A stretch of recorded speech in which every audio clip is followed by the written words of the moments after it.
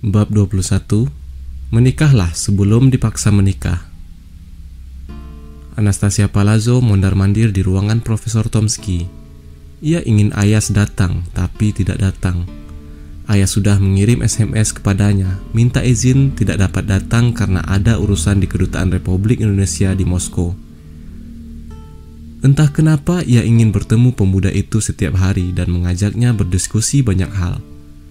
Ia sangat senang saat pemuda itu bercerita banyak tentang desanya di Jawa, tentang masa kecilnya, tentang persawahan di Indonesia, tentang Borobudur yang ia baru tahu termasuk salah satu keajaiban dunia, tentang pantai Parangtritis yang katanya indah, tentang Gunung Merapi yang masih aktif yang terus mengeluarkan asap, tentang air terjun Tawangmangu yang sangat jernih dan segar, tentang dataran tinggi Ketep dan Dieng yang indah seumpama tangga menuju langit, tentang berbagai jenis makanan Indonesia yang tiada duanya di dunia. Ayas telah banyak bercerita padanya tentang Indonesia. Entah kenapa, ia merasa sangat dekat dengan Indonesia.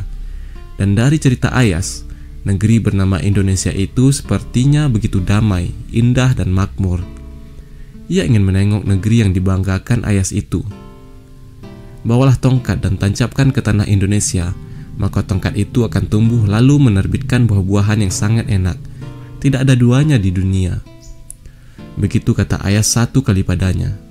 Betapa dahsyatnya tanah Indonesia. Tongkat ditancapkan bisa menumbuhkan buah-buahan. Alangkah menakjubkan. Kali ini ia sungguh ingin Ayas datang. Entah kenapa ia ingin bercerita kegundahan hatinya kepada Ayas. Meskipun ibunya memberinya kebebasan menentukan jodohnya, tapi ibunya sangat berharap ia mau menikah dengan Boris Melinkov. Tadi pagi ia benar-benar kesal pada ibunya, sampai terpaksa ia berbohong pada ibunya. Ini adalah satu-satunya kebohongan yang ia lakukan kepada ibunya. Sebelumnya ia sama sekali tidak berani bohong kepada ibunya. Kepada orang lain ia pernah bohong, tapi tidak kepada ibunya. Bagaimana ia tidak kesal? Bangun tidur ibunya meminta dirinya untuk mengantarkannya ke rumah Boris Melinkov. Menurutnya, ibunya sudah mulai tidak benar cara berpikirnya. Ia selama tinggal di Moskow tidak pernah tahu alamat tempat tinggal Boris Melinkov dan tidak pernah ingin tahu. Ia tidak ingin berakrab-akrab dengan penjahat keji seperti Boris Melinkov. Sekali berakrab-akrab, penjahat itu akan terus menempel, bahkan mencengkram tidak mau lepas. Ini ibunya datang dan memintanya untuk menemaninya ke rumah Boris Melinkov. Ibunya membawa alamat yang lengkap dan denah yang detil. Ia tahu itu pasti dari pamannya, ayah Boris Melinkov. Maka dengan sangat terpaksa ia berbohong kepada ibunya. Ia katakan pada ibunya bahwa dirinya harus ke kampus pagi-pagi sekali. Ada tugas yang tidak mungkin ia tunda apalagi ia tinggalkan. Ia 1 hari penuh ada banyak pekerjaan. Ada jadwal mengajar, rapat dosen, rapat dengan senat mahasiswa, dan bertemu tamu dari luar negeri. Ia katakan kepada ibunya, ia akan pulang larut malam. Mendengar penjelasannya, ibunya memaklumi, dan ibunya langsung minta diantar ke stasiun antar kota. Ibunya ingin kembali lagi ke Novgorod, keluar dari apartemen bareng dengan Anastasia. Tak ada pilihan lain bagi Anastasia kecuali memenuhi permintaan ibunya. Meskipun Bibi Krupina meminta ibunya tetap tinggal di Moskow 3 atau 4 hari lagi, ia merasa lebih aman ibunya segera pulang ke Novgorod daripada ibunya meminta dirinya mendatangi rumah Boris Melinkov atau ibunya nanti yang malah mengundang penjahat itu ke apartemennya. Semuanya bisa kacau dan berantakan. Jadilah sejak pagi-pagi sekali ia ada di kampus. Satu-satunya hal yang ia tak bohong adalah ia ada jadwal mengajar, dan berikutnya bisa dianggap bohong. Oh ya, ada juga hal yang bisa dianggap tidak bohong, yaitu ia ada jadwal bertemu dengan tamu dari luar negeri. Tamu yang ia maksud adalah Ayas, tetapi ternyata Ayas tidak datang. Sebenarnya ia sangat bahagia ibunya datang, tetapi permintaan ibunya yang membuat kebahagiaannya luntur seketika. Bagaimana mungkin ia bisa menikah dengan orang yang melihat bayangannya atau mendengar namanya saja? Ia merasa jijik bukan main. Ia sudah melihat dengan mata dan kepala sendiri bagaimana Boris Melinkov bermain perempuan. Anastasia melihat jam dinding. Sebentar lagi malam tiba. ia menyegarkan pikirannya dan melepas kejengkelannya yang masih menyesak di dada. Ia ingin ada seseorang yang bisa diajak bicara. Seandainya ayahnya masih ada, pastilah ia sudah bicara pada ayahnya, dan pastilah urusannya akan selesai begitu saja. Tapi ayahnya telah tiada. Bibi Krupina? Ia tahu Bibi Krupina adalah pengikut ibunya yang paling setia. Ia pasti akan seia sekata dengan ibunya. Bahkan ia sampai beranggapan, jika ibunya menerjunkan dirinya ke neraka, pastilah Bibi Krupina mengikutinya dengan tersenyum bahagia.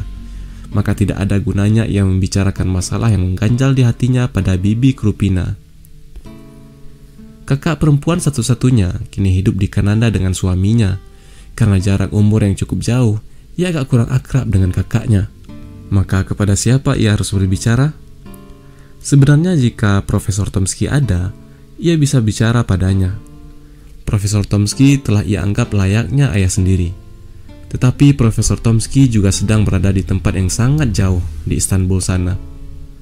Ia merasa yang bisa diajak bicara saat itu adalah Ayas. Ya, Ayas. Tapi sungguh celaka. Ayas tidak nampak batang hidungnya. Apakah ia harus meminta Ayas untuk datang? Ia bisa tidak tidur semalaman suntuk jika tidak mendinginkan isi hatinya dengan dibagi pada orang lain. Akhirnya dengan nekat, ia memanggil Ayas dengan ponselnya. Saat itu Ayas sedang meluncur bersama Pak Joko dari pasar Vietnam menuju Smolenskaya. "Hei, kamu masih di kedutaan?" kata Anastasia. "Tidak, saya baru sampai di apartemen." "Ada apa, dokter?" "Aku perlu bantuanmu, penting." "Bantuan apa, dokter?" "Apartemenmu di mana? Aku jemput kamu saja." "Apa benar-benar mendesak dan harus sekarang ini, dokter?" "Ya, kalau tidak mendesak, aku tidak akan menghubungi kamu." "Baiklah kalau begitu. Aku tinggal di depan White House Residence, Panfilovsky Perolog, Smolenskaya." "Aku tahu alamat itu. Aku meluncur ke sana." "Baiklah. Nanti kalau Dr. Anastasia sudah ada di depan White House Residence, telepon saya lagi. Saya langsung turun." "Baik." Wajah Dr. Anastasia Palazzo langsung cerah. Matanya berbinar-binar. Dan seperti anak remaja, ia menjerit kecil. "Yes." "Kau suka masakan Arab?" tanya Anastasia Palazzo sambil mengendarai Toyota Pradonya. "Suka, aku lama tinggal di Arab," jawab Ayas yang duduk di samping Anastasia. Bau harum parfum Anastasia menyusup pelan ke hidungnya dan ia tidak bisa menolaknya. "Baik, kita akan ke restoran Arab paling enak di Moskow. Profesor Tomsky sering menjamu tamu-tamunya dari Timur Tengah di situ." Anastasia mengarahkan mobilnya ke kawasan Arbatskaya. Di depan nampaklah restoran khas Libanon. Desain interior restoran itu memadukan gaya Arab dan Rusia. Jadilah sebuah restoran yang mewah dan anggun. Begitu Ayas ada di dalam ruangan restoran itu, ia merasa tidak di Moskow, tapi ia merasa seperti di Lebanon atau Syria. Pengunjung restoran itu hampir semuanya berwajah Arab. Bahkan perempuan-perempuan yang modest tanpa abaya itu adalah perempuan Libanon yang molek. Ayas duduk di kursi kosong yang agak pojok, dekat dengan cermin kaca khas Arab. Anastasia duduk di depannya dengan menyungging senyum. Saat tersenyum, wajah gadis blasteran Rusia Italia itu seperti mawar yang merekah. Sedap dipandang. Ayas melihat sekilas dengan dada berdebar. Ia langsung menundukkan pandangan. Ayas beristighfar berulang kali di dalam hati. Ia merasa tiada pada tempatnya makan di restoran berduaan dengan Dr. Anastasia Palazzo. Tapi ia susah menolaknya. Seorang pelayan lelaki bermuka Arab datang membawa daftar menu dan meletakkannya tepat di depan Ayas. Tanpa melihat daftar menu, Ayas berkata pada pelayan, "Kalian punya mandi?" Mandi adalah sebutan untuk daging kambing yang dimasak cara Yaman. Pelayan Arab itu kaget.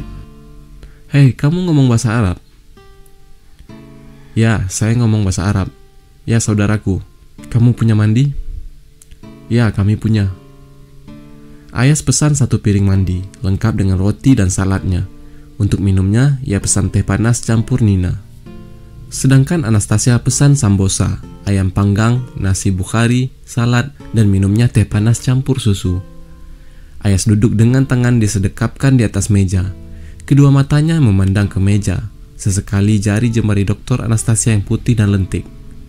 Ia tidak berani mengangkat wajahnya, sementara Dr. Anastasia memandangi sosok pemuda yang ada di depannya dengan seksama. Pemuda itu menunduk. Rambutnya hitam legam sedikit ikal. Kulitnya khas Asia Tenggara. Wajahnya biasa saja, tidak jelek, tapi juga tidak tampan. Tapi perempuan manapun yang memandangnya, niscaya akan jatuh hati. Maaf kalau ini mengganggu waktumu. Dr. Anastasia membuka percakapan. Jadi apa yang bisa saya bantu? Tanya Ayas. Kau mau menemaniku makan malam saja sudah sangat membantuku. Maaf, saya tidak paham maksud dokter. Aku sedang dalam suasana hati yang tidak nyaman. Aku perlu orang yang bisa aku ajak bicara. Aku tidak menemukannya saat ini kecuali kamu. Maaf, ini pasti jadi sangat mengganggumu. Tapi aku memang perlu orang yang bisa aku ajak bicara. Jadi cukuplah kau mau aku ajak makan bersama, terus kau mau mendengarkan aku bicara. Itu saja, kau sudah sangat menolongku.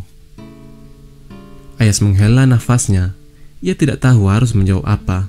Kata-kata Dr. Anastasia Palazzo itu sangat melankolis. Ada saatnya memang manusia memerlukan orang lain untuk menampung keluh kesahnya. Ini mungkin yang dialami Dr. Anastasia. Yang ia tidak habis pikir, kenapa harus dirinya? Kenapa Dr. Anastasia tidak mempercayakan kepada keluarganya, kerabatnya, atau orang yang lebih dikenalnya untuk mendengar keluh kesahnya? Ayas merasa yang terbaik baginya adalah diam dan mendengarkan. Dan ia harus terus membentengi dirinya untuk tidak tergelincir berhadapan dengan daya pikat Anastasia sebagai perempuan muda dengan kecantikan tidak biasa. Aku sendiri tidak tahu kenapa aku harus memilihmu untuk mendengarkan ceritaku. Yang jelas aku sangat percaya padamu, bahwa kamu bisa menjaga apa yang harus dijaga, dan aku percaya kamu bisa memberi pendapat jika merasa kamu perlu memberi pendapat. Saya akan berusaha menjaga kepercayaan itu sebaik mungkin yang saya mampu. Terima kasih. Tidak mudah mencari orang yang bisa dipercaya. Dan baiklah, sambil menunggu hidangannya tersaji, saya akan mulai bercerita. Kata Dr. Anastasia seraya membetulkan letak duduknya. Perempuan muda jebolan Cambridge itu lalu menuturkan semua kegundahannya dan kejengkelan hatinya. Ia menjelaskan bagaimana ibunya datang dan tiba-tiba, dan ia menyambutnya dengan bahagia, sampai pada permintaan ibunya agar dirinya menikah dengan Boris Malinkov. Anastasia kemudian menceritakan kejahatan-kejahatan dan kezaliman-kezaliman yang diperbuat oleh Boris Malinkov selama ini. Ia menceritakan itu semua dengan runtut dan detail. Ayas mendengarkan dengan seksama. Ia tidak menyela satu kalimat pun ketika Anastasia berbicara. Hidangan yang dipesan datang tepat saat Anastasia menyelesaikan ceritanya. Pelayan itu meletakkan makanan yang masih mengepulkan asap satu persatu di atas meja. Perut Ayas langsung bereaksi begitu hidungnya mencium mandi yang menerbitkan nafsu makannya. Menurutmu apa yang harus aku lakukan? Menurutku masalah dokter sangat remeh, bukan masalah besar.